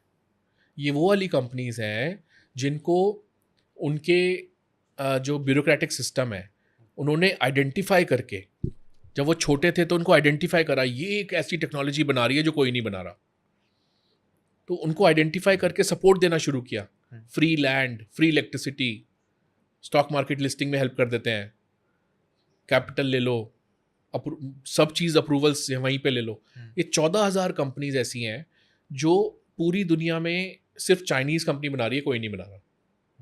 उनको गवर्नमेंट एक्स्ट्रॉर्डिनरी सपोर्ट करती है, और जब वो एक्सपोर्ट करते हैं ना दूसरी कंट्रीज़ को, तो 8% कैशबैक दे देती है कि अपना माल 8% सस्ता बेचो इंडिया में, कि यहाँ के मैन्युफैक्चर ख़त्म हो जाए। तो प्रीडेटरी पॉलिसीज करती है। Government support of course important है। एंड अभी जो बहुत एक फाइट लास्ट 6 महीने से या 1 साल से हुई है, स्पेशली ट्रम्प के आने के बाद हो गई है, कि मैन्युफैक्चरिंग काफ़ी बड़ा टॉपिक बन चुका है, हॉट टॉपिक बन चुका है कि कहाँ होगी। यूएस बोल रहा है कि भाई यूएस में करो, चाइना में नहीं होगी। जब चाइना पे टैक्सेशन बढ़े, टैरिफ बढ़े, इंडिया में शिफ्ट हुआ। अब जैसे आईफोन्स, आई गेस 25-30% आईफोन्स जो बिकते हैं यूएस के अंदर, they are made in India. अब यूएस बोल रहा है कि हम यहाँ भी टैरिफ लगा देंगे 50%, तो फिर ऑफ कोर्स एप्पल फिर यहाँ से भी इम्पोर्ट नहीं करेगा। तो ये जो मैन्युफैक्चरिंग की फ़ाइट है, एंड ये बहुत ज़्यादा इंपॉर्टेंट होती जा रही है कि जिसके पास मैन्युफैक्चरिंग का पूरा कंट्रोल आ गया, जो अभी चाइना के पास है ही एक तरीके से, बट जिस कंट्री के पास वो पावर आ गई कि भाई हम ही मैन्युफैक्चर करेंगे, स्पेशली ये आपके इलेक्ट्रॉनिक्स, वो कंपनी जीत जाएगी। एंड अभी इसमें इस रेस के अंदर इंडिया आपको कहाँ लगता है, and how it is positioned? India का ने बहुत क्रूशियल टाइम मिस कर दिया। जब 1996 के आसपास वर्ल्ड ट्रेड ऑर्गेनाइजेशन बनी थी, तब चाइना उसमें यूएस ने घुसा दिया था, यूएस ने चाइना को घुसा दिया था, जबकि वो अलाउ नहीं था चाइना को घुसाना, because China is not a market economy, वो गवर्नमेंट गवर्नड इकोनॉमी है। गवर्नमेंट उल्टी सीधी सब्सिडियाँ देती है, उल्टे सीधे वो करती है, तो it is not, those companies are not market companies. लेकिन WTO में घुसा दिया क्योंकि अमेरिकन कंपनीज को वहाँ प्लांट लगाए, वहाँ की चीप लेबर से फ़ायदा हुआ, और अमेरिकन रिच हो गए, रिच अमेरिकन और रिच हो गए। आज के टाइम में, मतलब वो जो टाइम था तो ग्लोबलाइजेशन का टाइम था, लोग कहते थे free trade, globalisation, world trade organisation, मतलब there should be free trade between all countries. और अमेरिका ने इस बेवकूफ़ी में अपनी prime industries, technology, manufacturing, electronics, सारा चाइना शिफ्ट कर दिया। डेंग ज़ाओपिंग ने बोला था, hide your strength and bide your time, मतलब चुपचाप ये अमेरिका जो दे रहा है सब लेते जाओ, एंड अमेरिका को बेवकूफ़ी करने दो। जब अमेरिका को रियलाइज़ हुआ कि ये $20 ट्रिलियन का GDP बन गया चाइना 25 साल के अंदर, 30 साल के अंदर, कान खड़े हो गए। इंडिया सो रहा था, इंडिया 2004 से 14 सो रहा था, जब स्कैम्स हो रहे थे और फालतू के लोन्स बट रहे थे और पता नहीं क्या क्या हो रहा था। तो उस टाइम पे हमने वो बस मिस कर दी। अब इनको समझ में आया कि GDP एक लेवल के बियॉन्ड ग्रो नहीं कर सकता जब तक मैन्युफैक्चरिंग नहीं आती। तो अब 400 बिलियन से 750 बिलियन का एक्सपोर्ट इंडिया का बना है, और मैन्युफैक्चरिंग कर रहे हैं। ये कैसे ग्रो हुआ है? मतलब अभी 450 बिलियन का हुआ है, पहले कैसा था? देखो, आपको याद होगा पहले यहाँ मोबाइल फ़ोन नहीं बनते थे। हाँ, ये लावा और ये जितने भी इंडियन माइक्रोमैक्स, ये सारे चाइना से मंगाते थे। चाइना ने देखा कि ये तो हमारे से ही मंगा के ब्रांड बना के बैठे हैं, तो चाइना ने इनको किल कर दिया, और वो सारे ये आ गए, चाइना के ब्रांड्स आ गए। तो गवर्नमेंट ने आर्म ट्विस्ट किया उनको बोला कि हम तुम्हें अलाउ नहीं करेंगे अगर तुम यहाँ मैन्युफैक्चरिंग नहीं खोलोगे। इंडिया जैसी market they could not lose. तो ऐसे करके गवर्नमेंट ने सेक्टर बाय सेक्टर किया। जैसे लैपटॉप्स भी कोशिश की कि लैपटॉप पे हम इम्पोर्ट ड्यूटी लगा दें ताकि यहाँ पे लैपटॉप बनने शुरू हो जाए, लेकिन समहाउ अभी तक सक्सेसफुल नहीं हुआ। तो इस टाइप से गवर्नमेंट ने हर सेक्टर में, और PLI स्कीम बहुत बड़ा एक स्कीम थी, और बड़ा गुडविल बनता है ना। एक एप्पल की फैक्ट्री 25-30% यहाँ से सप्लाई हो रहा है, बहुत बड़ी बात है। तो बहुत गुडविल बनता है, हम्म। मतलब वेस्टर्न आदमी कहता है देखो we have to set in India. Apple ने कर लिया है तो हम भी कर लेते हैं, वो हाँ, एक एग्जांपल सेट हो जाता है and हाँ, फिर कि वो मतलब फीडबैक हो वर्ल्ड जाता की है, टॉप कंपनी टॉप कंपनी वहाँ पे है। बना रही बट है। मैन्युफैक्चरिंग में भी अभी मुझे लगता है असेंबली वाला काम बहुत हो रहा है, मतलब हाँ, जैसे अगर हमने इम्पोर्ट ड्यूटी लगाई तो वो फाइनल प्रोडक्ट पे लगाई कि अगर स्मार्टफोन आएगा तो हम 20% लगा देंगे, बट अगर वो स्मार्टफोन के इक्विपमेंट्स आ रहे हैं, पार्ट्स आ रहे हैं, यहाँ पे असेंबल हो रहे हैं, फिर बिक रहे हैं, तो हम देखा जाए तो बस स्क्रू टाइट करने का काम कर रहे हैं। अभी रियल मैन्युफैक्चरिंग जो कोर की सब कुछ यहीं बन जाए वो। नहीं अब देखो अब क्या हो गया ना, सबके कान खड़े हो गए हैं। हाँ। इंडिया 2 से 4 ट्रिलियन पहुंच गया हम्म, और यूएस की नज़र में आ गया। हम्म, तो ट्रम्प की नज़र में है कि इंडिया चाइना जैसा बन रहा है, हम्म, कल को 10 ट्रिलियन की इकोनॉमी बनेगा। हम्म, और इंडिया ने यूक्रेन रशिया वॉर में एंटी यूएस पोजीशन ली है, प्रो रशिया पोजीशन ली है। तो ये कल को बहुत बड़े हो गए तो it will be difficult to manage. तो वो स्क्रू टाइट कर रहे हैं, वो कह रहे हैं कि हम अपनी, एप्पल को बोल रहा है मैन्युफैक्चर अलाउ नहीं करेंगे, टेक्नोलॉजी ट्रांसफ़र नहीं अलाउ कर रहे, वो सब रोक के बैठे हुए हैं। तो अब एक टाइम उल्टा चल पड़ा है, डी ग्लोबलाइजेशन, और हर कोई बैरियर्स टू ट्रेड लगा रहा है, कस्टम ड्यूटीज़ लगा रहा है, टैरिफ्स लगा रहा है। और चाइना अपने यहाँ से इंडस्ट्री जाने नहीं दे रहा। थोड़ी इंडस्ट्रीज़ वियतनाम गई थी वहाँ से, बिकॉज वहाँ भी कम्युनिस्ट सिंगल पार्टी गवर्नमेंट है, काम जल्दी हो जाता है, तो वहाँ गई थी। लेकिन China is not allowing that. अभी देखो ना, 300 इंजीनियर फॉक्सकॉन के वापस बुला लिए, चाइनीज़ इंजीनियर जो साइट पे काम कर रहे थे उनको वापस बुला लिया चाइना ने कि फॉक्सकॉन से वापस आओ। तो जो boring machines, tunnel boring machine होती है, इंडिया अभी तक जो इंडिया तिब्बत का बॉर्डर था वो सारा अनडेवलप्ड था, इंडिया ने वहाँ रोड्स भी नहीं बनाई हुई थी। अब मोदी जी बना रहे हैं, पिछले 10-15 साल 12 साल से बॉर्डर रोड ऑर्गेनाइजेशन का बजट बहुत बढ़ गया है, तो वो टनल्स बना रहे हैं ताकि जल्दी बॉर्डर तक ट्रूप्स पहुँचे। और वो टनल बोरिंग मशीन हाइड्रिक्स की यूज़ होती है, जो जर्मन है। अब वो मशीन चाइना में मैन्युफैक्चर होती है और चाइनीज़ भेज नहीं रहे मशीन, कर लो टनल, बना लो टनल।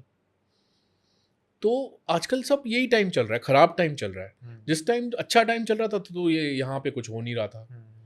लेकिन मतलब मैं ये मानता हूँ टैरिफ्स का इशू अगर सॉल्व हो गया तो India again will be on the track, कि अभी 6-7% ग्रोथ है, तो ये मानो 2030 तक मतलब थर्ड लार्जेस्ट इकोनॉमी तो बनेंगे ही बनेंगे, 5वें से तीसरे पे तो आएंगे ही आएंगे, तो अगले 2 साल में आ जाएंगे। बट शायद 10 ट्रिलियन की इकोनॉमी तो बनेंगे ही बनेंगे। अब कोई लोग कहते हैं चाइना जितने 20 ट्रिलियन, पता नहीं, अभी तो 10 ही नहीं दिख रहा।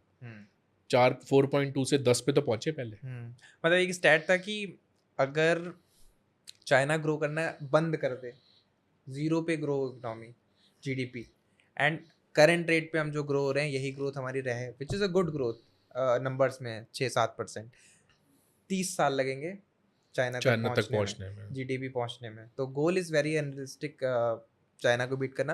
बट कितना जीडीपी साइज में हम जा सकते हैं, बिकॉज कुछ कंट्रीज हैं जो मुझे लगता है हम कभी भी सरपास नहीं कर पाएंगे, मतलब चाइना इकोनॉमी को सरपास करना। नहीं, इसमें ना कई बड़ी बड़ी इवेंट्स होनी बाकी हैं। जैसे अभी डॉलर रिजर्व करेंसी है दुनिया की, जिसकी वजह से यूएस को अनड्यू एडवांटेज मिला हुआ है, यूरोपियंस को मिला हुआ है क्योंकि उन्होंने यूरो बनाया हुआ है। लेकिन इंडिया और एशियन कंट्रीज़ ने कोई करेंसी नहीं बना रखी, तो हमारी करेंसीज वीक रहती हैं सारी। इंडिया रुपी वीक रहता है, युआन वीक रहता है, क्योंकि हमने जॉइंट करेंसी नहीं बना रखी स्ट्रॉन्ग, जो ट्रेडेबल ग्लोबल ट्रेड में यूज़ हो। हाँ, वो ट्रेडेबल करेंसी नहीं है। ऑयल भी खरीदना है तो डॉलर में ब्रिक्स जो कर रहा है, इन्होंने एक करेंसी प्लान करी है, ब्रिक्स करेंसी, जिसमें इक्वल वेट्स होंगे रशिया, ब्राज़ील, चाइना, इंडिया, और वो डॉलर को और यूरो को और येन को, इनको कम्पीट करेगा। अभी तो ट्रम्प थ्रेटन कर रहा है कि भैया तुमने ये बनाने की कोशिश करी और स्विफ्ट सिस्टम को रिप्लेस करने की कोशिश करी, इन्होंने एक नया सिस्टम बनाया है ब्लॉकचेन के ऊपर, कि अगर वो करा तो मैं सब पे टैरिफ लगाऊंगा। बट वो टैरिफ चाइना के खिलाफ नहीं लगा सकता। अभी देखो उसने लगाया था तो उन्होंने रेयर अर्थ मिनरल्स पे 90% चाइना कंट्रोल करता है, चाइना ने रोक लिया। तो चाइना ने रोका, वो उनकी सारी इकोनॉमी उसमें आ गई यूएस की, उसको बज करना पड़ा, मतलब ट्रम्प को। तो चाइना के पास लीवर्स बहुत हैं, it has become too big. लेकिन ये बड़ी इवेंट्स अगर हो गई, अगर डॉलर टूटा और दूसरी रिजर्व करेंसी आई एशियन साइड में, तो इकोनॉमी, इंडियन इकोनॉमी के जो अभी जो डिसएडवांटेजेस हैं रुपी के, वो थोड़े हटेंगे। उससे फिर और बड़ी इकोनॉमी क्रिएट होगी। 10 ट्रिलियन तो हम बनेंगे, क्योंकि हिस्टोरिकली देखो ना, 1600 में 30% of global GDP was India, 30%। Okay. जब तक ब्रिटिशर्स छोड़ के गए वी वर 5%, और नेहरू के रहते रहते 5 से 2 पे आ गया, नेहरू और इंदिरा के रहते रहते 2 पे आके फ्रॉम 30 to 3। तो अब वो वापस हो रहा है, टाइम तो लगेगा, लेकिन maybe, never say no. मेरा ये थोड़ा स्टॉक मार्केट रिलेटेड क्वेश्चन है कि जब इन्वेस्टर वैल्यूएशन चूज करते हैं या फिर किसी कंपनी की निकालते हैं, तो वो कितनी सही या कितनी गलत होती है? बिकॉज जैसे एग्जांपल के दूँ, कोल इंडिया कंपनी लिस्टेड है, 6-7 का पी रेशियो है, 25,000 करोड़ का प्रॉफिट है। वहीं जोमेटो है, 600 करोड़ का प्रॉफिट है, कोल इंडिया को ओवरटेक कर दिया मार्केट कैप में, 400, 500, 600 का पी रेशियो शायद इस टाइम पे चल रहा है। तो और तब भी इन्वेस्टर्स पैसा डाल रहे हैं बिकॉज उन्हें एक्सपेक्टेशन है कि ये 600 से 6,000 जाने वाला है, ग्रोथ मिलेगी जो कोल इंडिया में नहीं है। एंड उस पर मुझे एक बहुत इन्वेस्टर फ्रेंड ने बोला था कि वैल्यूएशन खरीदने और बेचने वाला डिसाइड करता है। बायर ने बोल दिया कि हाँ इट इज़ वर्थ इट, तो इट इज़ वर्थ इट, वो बन गई वैल्यूएशन। तो जब हम एज ए इन्वेस्टर जा रहे हैं किसी कंपनी में या फिर आईपीओ में इन्वेस्ट कर रहे हैं, स्टार्टअप में, I am not talking about startup investing because बहुत कम सेट ऑफ लोग करते हैं।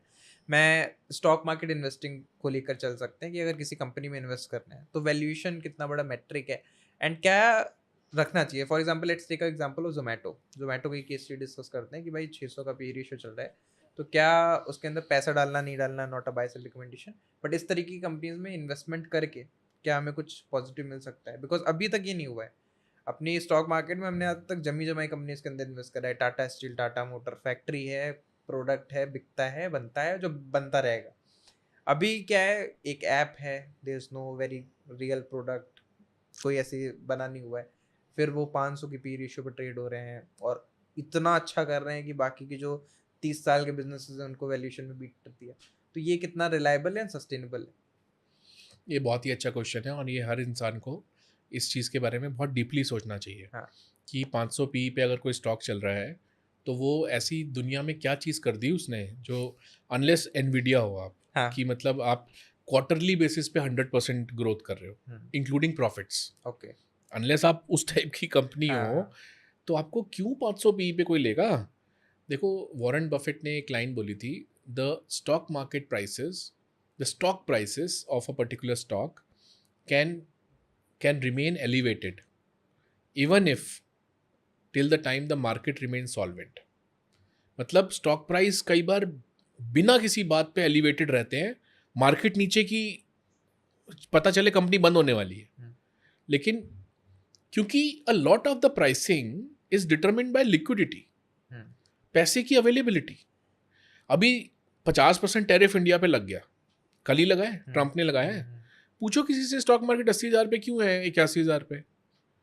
क्योंकि म्यूचुअल फंड को 20,000 करोड़ रुपए महीना मिल रहा है। लोग एफडी में नहीं डाल रहे, म्यूचुअल फंड में डाल रहे हैं। लोगों को नॉलेज है नहीं, और म्यूचुअल फंड वाला उसका रूल होता है, उसको 30 दिन के अंदर डालना होता है, तो वो डाले जा रहा है। अब एक और चीज़ वॉरेन बफेट ने बोली थी कि जब समुद्र का टाइड जाता है वापस, लो टाइड आता है हाई टाइड से, तब पता चलता है कि कौन बिना चड्डी के नहा रहा था, who was taking a bath without underwear. तो अब जो जोमेटो में हाथ डाल के बैठे हैं, कल को जब ये स्टॉक 50-70% गिरेगा, तब उनको समझ में आएगा कि प्रॉफिट रेशो भी कोई रेशो होती है, क्योंकि उसका जो प्रॉफिट है उसका मेजर पोर्शन अदर इनकम से आ रहा है। जो एफडी उनको पड़ी हुई है, इतना मनी रेज करके बैठे हैं, उसकी जो इंटरेस्ट आ रहा है एफडी पे, उससे नेट प्रॉफिट आ रहा है। तो भाई असली प्रॉफिट तो है ही नहीं। आप जोमेटो की ऐप यूज़ करो, it is a very costly app. आपको भाई इतने पैसे देने पड़ते हैं हर चीज़ के, प्लेटफॉर्म फी, टिपिंग, उसके बाद 30% मार्जिन, 30% नहीं 50% मार्जिन है। अगर आप सेम रेस्टोरेंट पे जाके कॉस्ट पूछोगे ना उस डिश की, क्योंकि तो 50% सस्ता मिल रहा है। इतनी महंगी ऐप हो गई, उसके बाद भी अदर इनकम से प्रॉफिट डिक्लेयर कर रहा है। यानी वो बिजनेस मॉडल का क्या बोले। दूसरा रीजन है ब्लिंकिट। इन्होंने ब्लिंकिट में 2500 या ऐसे ही 5,000 करोड़ का या 2,500 करोड़ का खरीदा था, वो ब्लिंकिट सारी दुनिया ब्लिंकिट कर रही है। वो उसकी वजह से वैल्यू उसकी एक समझ में आती है कि इटर्नल की वैल्यू है, बिकॉज वो ब्लिंकिट से आ रही है। लेकिन जब तक ब्लिंकिट भी अच्छी यूनिट इकोनॉमिक्स करके नहीं दिखाता, लॉसेस हटा के नहीं दिखाता, तब तक आप सिर्फ रेवेन्यू ग्रोथ के पैसे दे रहे हो, नॉट जस्टिफाइड। तो इंडियन मार्केट जो है ना, वो ट्रेडिशनली आप पुराने गुजरात के, महाराष्ट्र के लोग जो लंबे टाइम से करते हैं, वो आपको हमेशा ये बताएंगे कि भाई प्रॉफिट मल्टीपल से अच्छा कोई इंडिकेटर नहीं है स्टॉक मार्केट प्राइस का। ये क्वेश्चन मैं आपसे इसलिए पूछा बिकॉज आप एक बिजनेस कंसल्टेंट हो सकता है एक कुछ ऐसा बिजनेस हो कि हमें ही नहीं समझ में आ रहा हो कि 500 का वीपी जस्टिफाइड है, बट आपने भी सेम चीज़ बोली, it is overvalued. But यहाँ पे एक फिर ये थ्योरी आती है कि currently we are loss making, पर हम बनेंगे तो बहुत बड़े बनेंगे। मतलब एग्जांपल अमेजोन का दिया जाता है कि अभी इंडिया में वो चीज़ लोग एक्सेप्ट नहीं कर रहे हैं, तो वो एक चीज़ बोल देते हैं कि 10 साल तक अमेजोन लॉस मेकिंग थी, उसके बाद प्रॉफिटेबल हुई, now it is a very big business. But India में अगर कोई लॉस मेकिंग कंपनी है तो फिर उसको हम क्रिटिसाइज करते हैं कि ये तो बड़ी नहीं बन पाएगी। एंड सेम गोज विद जैसे Nykaa, Swiggy, Zomato and mostly जितने भी स्टार्टअप्स लिस्ट हुए हैं, पेटीएम, ओला, ये सारे लॉस में, बट इन्वेस्ट करने का ये रीजनिंग रहती है। तो जब हम इन्वेस्ट कर रहे हैं तो अमेजोन का एग्जांपल लेके, क्या वो अंडरलाइन चीज़ है, एक क्वालिटी है जो किसी स्टार्टअप इन्वेस्टिंग में हमें देखनी चाहिए? बिकॉज अब मुझे लगता है स्टार्टअप इन्वेस्टिंग, क्योंकि वो आईपीओ लेके आ जाते हैं, तो आईपीओ आ गया तो स्टार्टअप इन्वेस्टिंग हमारे लिए भी होगी। अगर मैं ओला इलेक्ट्रिक में कर रहा हूँ तो अभी भी वो बहुत इनिशियल स्टेज के अंदर है, तो जितना भी इन्वेस्टमेंट है मेरा, या तो बहुत बड़ा हो जाएगा या तो जीरो हो जाएगा। बिकॉज लॉस मेकिंग कंपनी हमेशा तो लॉस करेगी नहीं, या तो प्लस होगा या तो माइनस होगा या तो जीरो हो जाएगा। तो startup investing in stock market जो लिस्ट हो जाती हैं, उसमें क्या देखना चाहिए? अगर कोई कंपनी लॉस में भी है तो क्या एक दो क्वालिटीज है, may be management, founder, product, क्या देखना चाहिए? जैसे ओला इलेक्ट्रिक है, हाँ। अब भाविश की कंपनी है तो लॉन्ग टर्म में लॉस ही देगी।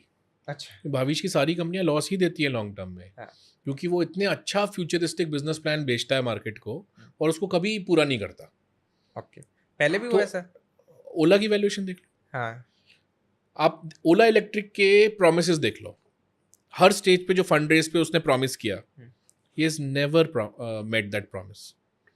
तो अगर भविष्य की कंपनी, अब कृत्रिम एआई खोला है, वो 1 बिलियन से ऊपर की वैल्यूएशन पे फंड रेज किया है, भविष्य का है ना, नहीं चलेगा, क्योंकि वो बंदा ही सही नहीं है। वो अंडर प्रॉमिस, वो ओवर प्रॉमिस करके अंडर डिलीवर करता। He thinks he is the Elon Musk of India. तो अभी तक उसने प्रूव नहीं किया कि he is the Elon Musk. ने तो स्पेसएक्स बना दी, एक्चुअल में भाई सैटेलाइट डिलीवर हो रहे हैं वहाँ पे। वो उनका जो वाईफाई है जो सैटेलाइट से मिलता है, वो पूरी दुनिया में अवेलेबल है। ऐसा कुछ करके दिखाओ ना। स्कूटर क्यों जल रहे हैं तुम्हारे? एंड मैं समझ नहीं पाता हूँ क्वालिटी ऑफ प्रोडक्ट। टेस्ला मैंने नहीं आज तक सुना इंसिडेंट हुआ कि वो इतनी बड़ी गाड़ी कभी चलने लगी हो। आप एक स्कूटर बना रहे हो कंपैरेटिवली बहुत देखो जल्दी में है ना, बहुत जल्दी इलॉन मस्क बनना है। करेक्ट। वो तो फैक्ट्री में सोता था रात को कि मेरा प्रोडक्ट अच्छा बने। हाँ। इसने तो जल्दी लॉन्च कर दिया बिना चेक करे, बिकॉज जल्दी में है फंड रेज करने के।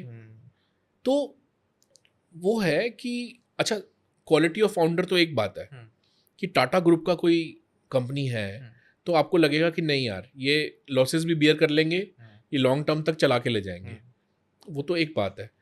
नेचर ऑफ लॉसेस क्या है? नेचर ऑफ लॉसेस, एक लॉस होता है कि मेरे को कि हमने इन्वेस्टमेंट किया हुआ है और वो इन्वेस्टमेंट को रेवेन्यू जनरेट होने में थोड़ा टाइम लगेगा, तो इस वजह से लॉस आ रहा है। और बाद में जब रेवेन्यू जनरेट होगा, प्रॉफिट आना शुरू होगा, तो लॉसेस ठीक हो जाएंगे, स्केल पे सही हो जाएगा। सही हो जाएगा। एक लॉस होता है कि मैंने तो बेचना ही लॉस में, मैं तो प्रोडक्ट को बेचूंगा ही लॉस में। अमेजोन के केस में मैं आपको बताऊं, it is a very unique company, क्योंकि जेफ बिजोस की एक बात थी कि ये जो इंटरनेट का फ्यूचर है कि घर पे चीज़ें डिलीवर हो रही हैं और ऑनलाइन वेयरहाउस से हो रही हैं, ये पूरी दुनिया में चलेगा। यूएस में चल गया तो पूरी दुनिया में। तो वो पूरे टाइम एक्सपेंशन मोड में रहा, पूरे टाइम उसका हमेशा लॉस इसलिए आता था। आज 4 नई मार्केट्स में घुस रहा है, आज 2 नई मार्केट्स में घुस रहा है, फिर अमेजॉन वेब सर्विस खोल दी, फिर उसने ब्लू ओरिजिन खोल दी। तो वो एक्सपेंशन मोड में रहता था। 1-2 साल जो उसका शेयर रख के बैठते थे, वो कहते थे लॉस आज भी है, लेकिन कंपनी 30% बड़ी हो चुकी है।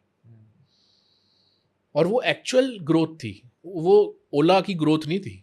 वो जस्टिफाइड लॉसेस थे, जस्टिफाइड लॉसेस थे कि मतलब कंपनी साइज बड़ा कर रही है अगर भाई। साइज ना बड़ा करे तो हम ला सकते हैं, but because we are expending तो हमारे एक्सपेंसेस थोड़े से ज्यादा हुए, इस वजह से आपको अब ऑपरेटिंग जोमेटो के केस में, जैसे जोमेटो का खुद का बिजनेस अच्छा नहीं है, इट इज लॉस मेकिंग, लेकिन इटर्नल तो जोमेटो की इटर्नल है, उसने जो ब्लिंकिट पकड़ी हुई है उसकी ग्रोथ बहुत अच्छी है। अब वो जोमेटो ने जब सारे कस्टमर लॉक इन कर लिए थे, फिर उसने महंगा कर दिया था उसको, तो उसके कैश आना शुरू हो गया था। अब वो ब्लिंकिट के केस में कर पाता है या नहीं, दैट्स अ क्वेश्चन मार्क, क्योंकि जेप्टो भी 400 करोड़ पर मंथ बर्न कर रहा है, इंस्टामार्ट भी कर रहा है, इंस्टामार्ट डीप पॉकेट्स है, तो वो कर पाता है या नहीं, दैट्स अ क्वेश्चन मार्क। लोग प्रीमियम दे रहे हैं उसका कि करेगा क्योंकि दीपेंद्र गोयल है। वो फ्यूचर की वैल्यूएशन आज मतलब वो इन्वेस्टर से मान लिया कि भाई ये 400 का मल्टीपल है, प्रॉफिट 4 गुना होगा तो 50 इंडेक्स में भी आ गया है ना वैसे इटर्नल। हाँ शायद इंडेक्स में भी आ गया, हाँ, तो उसका एक अलग प्रीमियम लगता है कि आप इंडेक्स की कंपनी। हाँ, और ज़्यादा पैसा आता है, ऑफ कोर्स ईटीएफ्स वगैरह इन्वेस्ट करते हैं। Okay Tushar ji, thank you so much for coming, काफ़ी कुछ सीखने के लिए मिला। एज एंड मैं जब भी पॉडकास्ट करता हूँ आई ऑलवेज मेक श्योर कि मुझे मज़ा आना चाहिए, मुझे सीखने को मिलना चाहिए, बिकॉज अभी पॉडकास्टिंग स्टार्ट करिए, रिवॉर्डिंग उतना नहीं है, मतलब इतने ज़्यादा व्यूज़ नहीं आते। एक तो ये होता है कि आपने कोई काम करा, आपको भले सीखने को ज़्यादा ना मिला, बट वो रिवॉर्ड इतना बड़ा है कि आपको उसमें मज़ा आ गया। When I am starting podcast तो मैं ये मेक श्योर करता हूँ कि चलो रिवॉर्ड तो एक टाइम के बाद आएगा, कंसिस्टेंसी जब हम डालेंगे, बट खुद पर्सनली बट सीखने आप को मिलना चाहिए। सीरियल इन्फ्लुएंसर हो, आप आपके यूट्यूब चैनल हमेशा हिट चलते हैं वैसे। आगे भी चलेंगे। अच्छा, my best wishes are there. Thank you so much Tushar ji for coming. Thank you for having.